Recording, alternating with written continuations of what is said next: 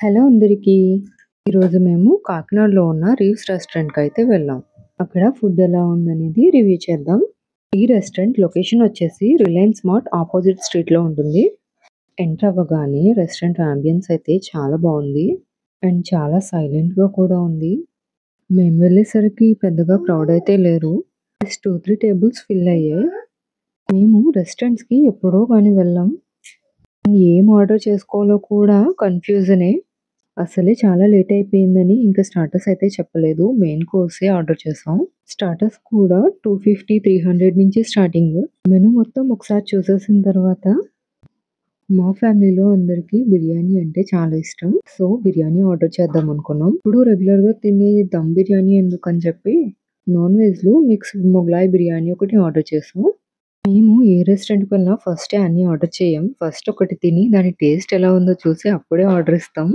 మా సాన్వి పుట్టాక first time వచ్చామండి ఈ రెస్టారెంట్‌కి. ఇప్పటివరకు పాపం రెస్టారెంట్ అంటే తెలీదు సాన్వికి. అయినా కూడా మాకంటే ముందే ఫోర్క్ పట్టుకొని రెడీ అయిపోయింది తినడానికి. వాళ్ళ అన్నయ్యని చూసి వాళ్ళ అన్నయ్య ఎలా చేస్తున్నాడో అలానే ఇమిటేట్ చేస్తుంది. రెస్టారెంట్ యాంబియన్స్ అయితే బావుంది కానీ ఇలా చీకటిగా ఎందుకుందో నాకైతే అర్థం కాలేదు. అసలు మా సాన్వి ఈరోజు తిననిస్తుందో తిననివ్వదో. రాగానే స్టార్ట్ చేసేసింది తన ఆటలు. పొట్టి పిల్లకి టిష్యూ ఎలా యూజ్ చేయాలో కూడా నేర్చేసుకుంది. ఏదైనా ఒకసారి చూసిన వెంటనే అలానే ట్రై చేసేస్తూ ఉంటుంది. ఈ నాటకాలన్నీ చూసి వాళ్ళ డ్యాడీ అయితే తను చూసి మురిసిపోతుంటారు.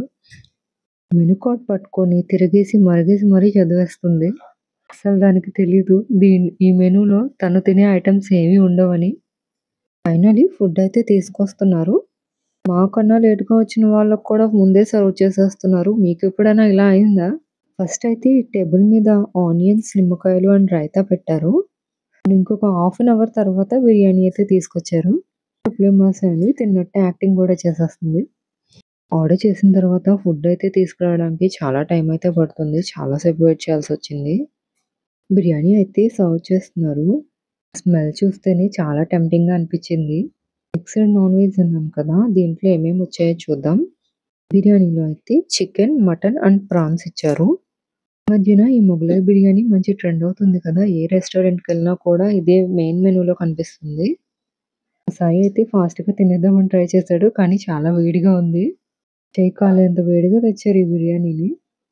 జనరల్‌గా నేను బయట ఎక్కడైనా రెస్టారెంట్‌లో ఇలా ఫుడ్ తిన్నప్పుడు నాకు నచ్చితే ఆ రెసిపీని రీక్రియేట్ చేయడం నాకు అలవాటు. కానీ ఈ బిర్యానీని రీక్రియేట్ చేయడం అంటే చాలా కష్టం. ఎందుకంటే దీని ప్రాసెస్ చాలా డిఫరెంట్‌గా ఉంది. ప్రాన్స్ చూస్తుంటే చాలా ట్రాన్స్‌పరెంట్‌గా కనిపిస్తున్నాయి. మీకు వీడియోలో ఎలా కనిపిస్తుందో తెలీదు గానీ, బయట చూస్తే ఉడకలేదేమో అన్నట్టు అనిపిస్తున్నాయి. కానీ తింటే చాలా టేస్టీగా ఉన్నాయి. మటన్ పీసెస్ వచ్చేసి చాలా సాఫ్ట్‌గా కుక్ అయ్యాయి. ప్రాన్స్ కూడా టేస్ట్ చాలా బావుంది. ఫైనల్లీ మొగలాయి బిర్యానీ అయితే నాకు చాలా నచ్చేసింది.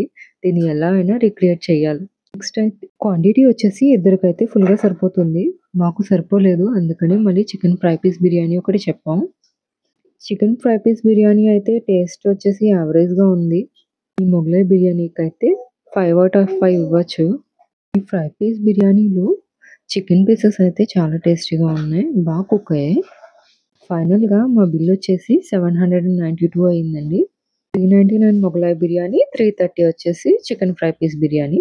ఒక సాఫ్ట్ డ్రింక్ కూడా తీసుకున్నాం. ఇక్కడ చూసారా మా సాన్వి సోంపు కోసం పడే కష్టాలు.